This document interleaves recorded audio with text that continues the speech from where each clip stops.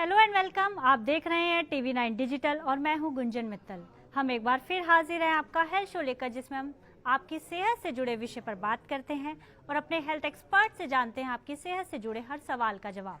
आज हम बात करेंगे स्ट्रेस, डिप्रेशन और एंग्जाइटी पर। आज अमूमन हर शख्स स्ट्रेस या डिप्रेशन से जूझ रहा है और आधी संख्या को तो ये भी नहीं पता कि वो इस बीमारी के शिकार हैं और क्या है इस बीमारी का सही इलाज। आज इसी पर बात करने के लिए हमारे साथ हैं senior psychiatrist doctor Shambhavi Jayman. Doctor, आपका बहुत बहुत स्वागत है हमारे शो में। Thank you.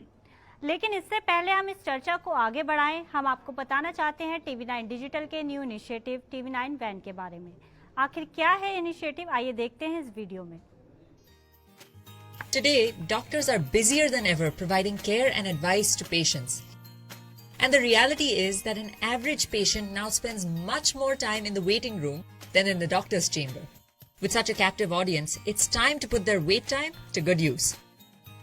Introducing TV9 Waiting Area Network that provides premium patient engagement experience through engaging and informative videos. These videos are created keeping in mind an Indian patient seeking medical attention. TV9 Waiting Area Network provides a perfect platform for educating the patients on everything a doctor's practice has to offer while elevating the doctor's brand at the same time. As a doctor, all you need is to have Wi-Fi at your clinic and we'll take care of the rest. We provide you with a TV, a media player, your clinic profile, and a playlist customized as per your practice. Combine all this with the regular news updates from TV9 and you have an awesome branding and marketing tool for your clinic. Write to us at van@tv9.com and we'll get in touch with you to set up our solution at your premises. Doctor, अक्सर हम stress, depression और anxiety की बात करते हैं, लेकिन असल में तीनों क्या है? क्या हम इसे मेंटल इलनेस कह सकते हैं? तो देखिए, अगर हम स्ट्रेस के बारे में बात करें, डिप्रेशन और एंजाइटी, हाँ, ये दो चीजें अगर हम बात करें तो दीज आर मेंटल इलनेसेस, ये दोनों मेंटल इलनेस के अंदर आती हैं। बट स्ट्रेस जो वर्ड है वो बहुत कॉमनली यूज करते हैं हम कि किसी तरह की टेंशन, किसी तरह का तनाव, उसको हम स्ट्रेस बोलते हैं। But when we are saying कि हमें डिप्रेशन है या किसी और को डिप्रेशन है या किसी और को एंजाइटी है, तो वी आर रेफरिंग कि उनको एंजाइटी डिसऑर्डर है या एंजाइटी इलनेस है। कभी कभी ले लैंग्वेजेस में हाँ हम यूज कर देते हैं कि मुझे आजकल बहुत डिप्रेशन हो रहा है, but that's not the right way. The right way is to diagnose a person, जो डॉक्टर के पास जाके होता है या किसी साइकोलॉजिस्ट के पास जाके होता है। But depression and anxiety are considered as psychiatric illnesses. Doctor, आज हर शख्स स्ट्रेस या डिप्रेशन से जूझ रहा है, चाहे वजह कोई भी हो किसी की लाइफ में। इसको हमें कैसे मैनेज करना? जी, आपने सही कहा कि आजकल बहुत लोगों को स्ट्रेस हो रहा है और डिफरेंट रीजंस हैं। स्पेशली अभी की जो सिचुएशन चल रही है उससे लोगों का स्ट्रेस और बढ़ गया है। दो तीन चीजें जो बहुत इंपॉर्टेंट होती हैं टू हैंडल स्ट्रेस। एक, नींद बहुत इंपॉर्टेंट है कि आप अच्छी नींद लें। नींद की वजह से स्ट्रेस कम हो जाता है। नींद अच्छी होती है तो हमें ज्यादा शक्ति मिलती है या ज्यादा कैपेबिलिटी होती है कि हम अपने स्ट्रेस को आराम से हैंडल कर पाएं। दूसरा, healthy diet is very important. I think अच्छे से खाना खाना, टाइम से खाना खाना, हेल्दी खाना खाना अगेन इज समथिंग जो हेल्प कर सकता है हमारे स्ट्रेस लेवल को कंट्रोल करने में। तीसरी बात इम्पॉर्टेंट है जो है कि मेंटेनिंग अ सपोर्ट सिस्टम। जो आपकी फैमिली है, फ्रेंड्स है, उनसे बात करें। अगर उनसे नहीं बात कर पा रहे हैं तो किसी प्रोफेशनल को रीच आउट करें जिनसे आप बात कर पाएं कि मुझे ये स्ट्रेस हो रहा है। चौथी चीज जो मैं लाइफस्टाइल के हिसाब से कहूंगी वो ये है एक्सरसाइजिंग। फिजिकल एक्सरसाइज बहुत बहुत इंपॉर्टेंट है to maintain your stress at a controllable level, to maintain your anxiety, to maintain your depression और टू हेल्प विद दैट। तो बहुत इंपॉर्टेंट है कि ये 4 चीजें, बेसिक चीजें, लाइफस्टाइल की चीजें फॉलो करें, मेंटेन करें और अपने को स्ट्रेस रिलीफ रखें। बिल्कुल परफेक्ट डॉक्टर। पर स्टडीज जो डॉक्टर कहती हैं कि विमेन में जो स्ट्रेस या डिप्रेशन केसेस ज़्यादा होते हैं मेंस के मुकाबले, इसकी क्या वजह है? तो देखिए, 2-3 चीजें हैं। एक कि विमेन आर मोर फोर्थकमिंग, वो खुल के बता देती हैं। You know, in the society also it's said कि वुमेन अपनी मन की बात बोल देती हैं, whereas males don't say that. वो खुल के नहीं बात कर पाते हैं या they feel that they have to handle it by themselves. दूसरी चीज जो है वो देखा गया है कि जेनेटिकली हेरिडिटरीली जो साइकियाट्रिक डिसऑर्डर्स हैं, कुछ साइकियाट्रिक डिसऑर्डर्स, मान लीजिए डिप्रेशन की बात करें या एंजाइटी की बात करें, तो ये वुमेन में ज्यादा कॉमनली देखा जाते हैं। तो वो जेनेटिक रीजंस हैं। बस ये भी देखा जाता है कि वुमेन आर मोर फोर्थकमिंग, वो आके बात करते हैं, वो लोगों को बताते हैं कि क्या हो रहा है, whereas it's sort of made to understand that males should be handling their problems on their own, कि उन्हें अपनी प्रॉब्लम्स को खुद ही हैंडल करना है, वो किसी से बात नहीं कर सकते हैं, seen as a sign of weakness, which it is not, but that's how it's perceived. तो इसीलिए ज्यादातर लोगों में देखा जाता है कि females are the ones who are coming and reporting about it rather than me. Doctor, मैं ये जानना चाहती हूँ कि आजकल यंगस्टर्स में खासकर मैं देख रही हूँ छोटे बच्चों में स्ट्रेस या डिप्रेशन के मामले आ रहे हैं। अभी मेरे रिसेंटली कज़न की डॉटर को भी हमने यही देखा कि उसको कुछ प्रॉब्लम थी, तो डॉक्टर को दिखाया तो बताया कि इसको डिप्रेशन है, 8 साल के बच्चे को डिप्रेशन। तो इसकी क्या वजह है डॉक्टर? देखिए, डिप्रेशन किसी भी एज में हो सकता है। जब हम डिप्रेशन की बात कर रहे हैं वो एक छोटे बच्चे को हो सकता है, it is called childhood depression, किसी एडल्ट को हो सकता है, किसी जीरियाट्रिक एज ग्रुप, तो अब 60 इयर्स ऑफ एज होते हैं, एल्डरली एज ग्रुप, किसी को भी हो सकता है। अब हम ये नहीं कह सकते हैं कि क्या रीजन है, but all together I think the stress level has increased, competition ज्यादा है, एक्सपेक्टेशन ज्यादा है, input media, all these things, बहुत ज्यादा इनपुट है लोगों को, उसकी वजह से कंपटीशन बहुत बढ़ गया है। तो बच्चे अपने ऊपर स्ट्रेस लेते हैं, that could be one of the reason. Also genetically it is seen कि अगर जेनेटिकली किसी की फैमिली में डिप्रेशन देखा गया है तो दे आर मोर प्रोन, उनके साथ डिप्रेशन होने के चांसेस ज्यादा होते हैं या एंजाइटी होने के चांसेस ज्यादा होते हैं। But I would again like to stress this point कि बच्चों में, एडल्ट में, जीरियाट्रिक एज ग्रुप जो अब 60 इयर्स ऑफ एज हैं, किसी में भी डिप्रेशन देखा जा सकता है। ये नहीं है कि सिर्फ एडल्ट में या सिर्फ एल्डरली लोगों में डिप्रेशन होगा। ओके, बट डॉक्टर ये जो अभी हम देख रहे हैं लास्ट 2 ईयर से जो इन्वायरमेंट है और एक अनहेल्दी इन्वायरमेंट है हमारे आसपास, ये भी एक बहुत बड़ी वजह है, क्योंकि बच्चे भी बाहर नहीं जा पाते हैं, सोशली अटैच, क्योंकि सोशली कनेक्ट रहना बहुत ज़रूरी है इसमें। तो जो इसका इम्पैक्ट भी बच्चों की उस पर मेंटल हेल्थ पे पड़ता है।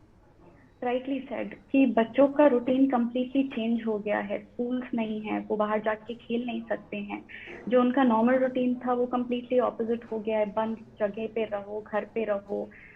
Obviously there is also some fear, कुछ डर उनमें भी है कि हो क्या रहा है, समझ में नहीं आ रहा है, लोग कैसे उन्हें समझा रहे हैं कि क्या हो रहा है। Definitely that is a reason for their probably rise in the level of depression and anxiety seen in children these days. Doctor, ये आप मुझे समझाइए कि किसी को कैसे पता चले कि वो स्ट्रेस या डिप्रेशन से पीड़ित है? क्या साइंस और सिम्टम्स होते हैं किसी को अगर स्ट्रेस या डिप्रेशन है तो? अगर हम डिप्रेशन की बात करें तो जो बहुत कॉमन साइंस होते हैं, और ऐसा नहीं है कि सब लोगों में ये सारे साइंस प्रेजेंट होंगे, बट जो कॉमन साइंस होते हैं वो परसिस्टेंटली, कंटिन्यूसली मूड लो रहना, एनर्जी लेवल्स लो रहना, कि कुछ ज्यादा काम नहीं किया है but physically you feel exhausted, मन में जो चीजें थी जो पहले पसंद आती थी, जिसमें इंटरेस्ट आता था, उसको नहीं पसंद करना या करने पे वो इंटरेस्ट ना आना, भूख कम हो जाना, नींद डिस्टर्ब हो जाना, नेगेटिव थॉट्स आना अपने बारे में, एनवायरनमेंट के बारे में, लाइफ के बारे में, सुसाइडल थॉट्स आना, all these things are symptoms which are seen in depression. अगर हम एंजाइटी की बात करें तो एंजाइटी में कांस्टेंट वरी होती है या कांस्टेंट टेंशन होती है दिमाग में कि कुछ हो रहा है, कुछ ठीक नहीं लग रहा है, रेस्टलेसनेस होती है। कुछ लोगों को फिजिकल सिम्टम्स होने लग जाते हैं एंजाइटी में, जहाँ पे लोगों की हार्ट रेट बढ़ जाता है, कपकपा फील होने लग जाता है, चक्कर आने लग जाता है, सांस लेने में दिक्कत होती है, एक डर सा होता है मन में कि कुछ गलत होने वाला है। बहुत सारे सिम्टम्स होते हैं, but these are certain common symptoms which are seen in anxiety as well as depression. तो अगर किसी को ये सिम्टम्स हैं तो it is definitely required for them कि वो जाएं, किसी प्रोफेशनल के पास जाएं। सिर्फ ये सिम्टम्स सोच के या सिर्फ सिम्टम्स रीड करके ना सोचें कि मुझे ये हो रहा है या वो हो रहा है। डेफिनेटली एक प्रोफेशनल के पास जाएं, अपने आप को एवेलुएट करवाएं और फिर ही उसके आगे सोचें। डॉक्टर, मुझे आप ये समझाइए कि इसका इलाज क्या है? क्या मेडिकेशन, सिर्फ मेडिकेशन, या फिर योगा, या जैसे आपने कहा कि एक्सरसाइज वगैरह इसके लिए बहुत हेल्पफुल होती हैं, क्योंकि एक्सरसाइज से हम सब जानते हैं कि हैप्पी हार्मोन्स जनरेट होते हैं हमारी बॉडी में। तो कितना यूज़फुल है ये सब चीज़ें मेडिकेशन के अलावा? जी, आई थिंक जो फर्स्ट चीज जो होती है किसी को भी जब वो डिप्रेस्ड फील कर रहे हैं या एंग्शियस फील कर रहे हैं या स्ट्रेस फील कर रहे हैं, जो फर्स्ट चीज है वो है कि अपना लाइफस्टाइल चेंज करें, अपनी नींद इंप्रूव करें, एक्सरसाइज रेगुलरली करें, खाना ठीक से खाएं और अपना सपोर्ट सिस्टम अच्छे से बना के रखें। उसके बाद भी अगर ये सारी चीजें ठीक करने के बाद भी आपको लग रहा है कि नहीं मुझे स्ट्रेस हो रहा है या मुझे कुछ और दिक्कत आ रही है which is similar to depression या एंजाइटी, तब जाके एक प्रोफेशनल से मिलें। When you meet a professional, हो गए या तो साइकाइट्रिस्ट हो सकते हैं या साइकोलॉजिस्ट हो सकते हैं, फिर वो आपको बताएंगे कि आपको किस तरह की हेल्प की जरूरत है या मेडिकेशंस की जरूरत है या साइकोथेरेपी जो हम टॉक थेरेपी कहते हैं, काउंसलिंग कहते हैं, उसकी जरूरत है। तो lifestyle changes are definitely necessary, वो फर्स्ट चीज होना चाहिए जिस पे हमें ध्यान देना चाहिए। बट अगर उससे नहीं कंट्रोल हो रहा है तो there are these two options की medication and then obviously psychotherapy. Doctor, आप साइकेट्रिस्ट हैं, आपने कई तरह के पेशेंट्स देखे होंगे, तो कई बार पेशेंट्स इतना डिप्रेस हो जाता है कि सुसाइड अटेम्प्ट तक की कोशिश करता है, तो आप उनके लिए क्या कहना चाहेंगे? क्योंकि सुसाइड तो किसी बात का सॉल्यूशन है नहीं डॉक्टर। जी, आई और ये थिंक कौन सी जैसे स्टेज मैंने होती है कि मेंशन वो, किया कि क्या इट्स वेरी लेट स्टेज की जब वो सुसाइड की तरफ जाता है? जी, जैसे मैंने मेंशन किया कि बहुत लोगों को डिफरेंट डिफरेंट तरह के सिम्टम्स हो सकते हैं। सुसाइडल आइडिएशन अगर हम कहें या सुसाइडल थॉट्स अगर हम कहें तो ये डिप्रेशन में देखी जाती हैं, बट लाइक यू सेड कि एक स्टेज होता है जहाँ पे देखी जाती हैं। इनिशियली आपको ये इस तरह की थॉट्स नहीं आएंगी या फिर बहुत अनयूजुअल हैं।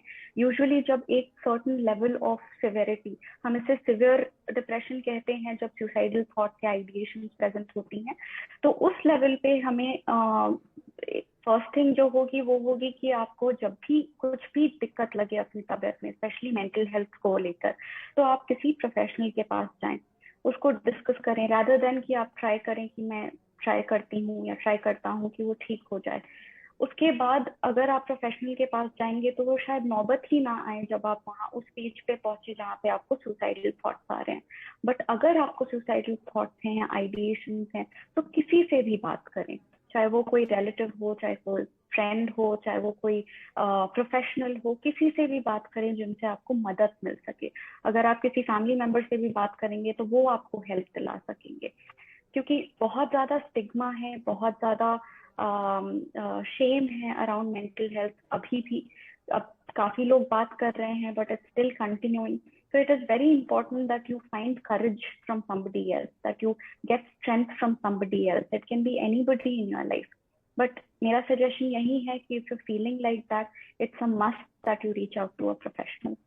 डॉक्टर, आज हम देखते हैं कि हमारे पास सब कुछ होते हुए भी हम डिप्रेस रहते हैं क्योंकि हम फिजिकल वेल बीइंग पर ज़्यादा ध्यान देते हैं, जबकि हमें ये सब जानते हैं कि मेंटल जो वेल बीइंग है, मेंटल हेल्थ है, it's also very important.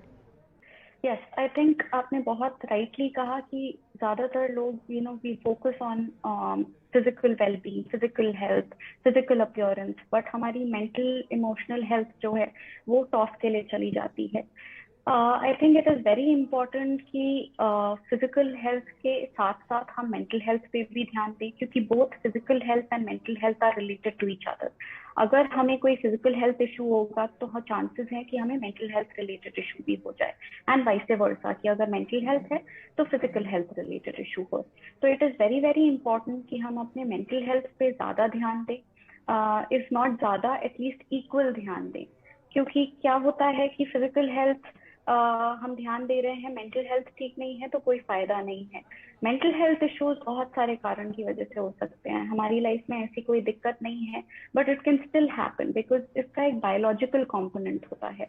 It is related to some chemicals which are present in our body, like you said कि अगर हम एक्सरसाइज करते हैं या अगर हम खुश रहते हैं तो there are certain chemicals like endorphins, जिन्हें हम ले लैंग्वेज में हैप्पी हार्मोन्स कहते हैं, वो रिलीज होते हैं। अगर हमें डिप्रेशन है तो ये हार्मोन्स कम हो जाते हैं, दूसरे कुछ हार्मोन्स भी कम हो जाते हैं, सेरोटोनिन, डोपामिन, तो उसकी वजह से ये मेंटल हेल्थ इश्यूज आ सकते हैं।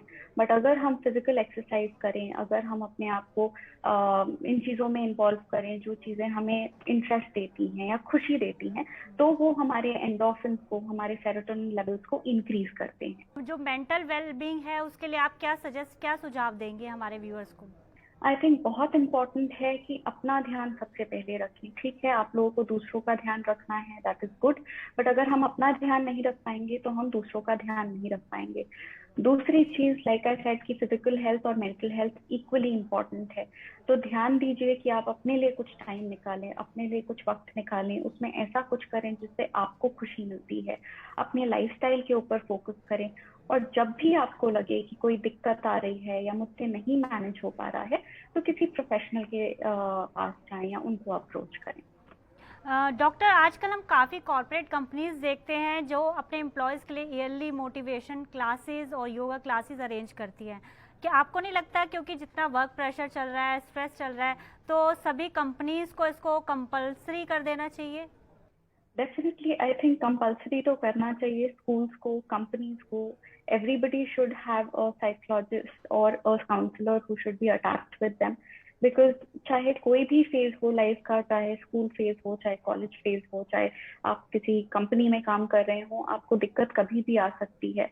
And it is very important कि यू हैव दैट रीच और you have that person available in your organisation probably, क्योंकि टाइम नहीं मिलता है, वक्त नहीं मिलता है, तो अगर वहीं पे कोई अवेलेबल होगा तो लोगों के लिए भी आसान होगा किसी को रीच आउट करना। डॉक्टर शांभवी, आपका बहुत बहुत शुक्रिया अपना कीमती समय हमारे लिए निकालने के लिए और इतनी इम्पोर्टेंट जानकारी हमारे साथ शेयर करने के लिए। Thank you so much doctor. Thank you. चलते चलते आज के लिए बस इतना ही। आप देश और दुनिया की तमाम खबरों के लिए देखते रहिए TV9 डिजिटल और स्वस्थ रहिए और अपना और अपनों का ख्याल रखिए।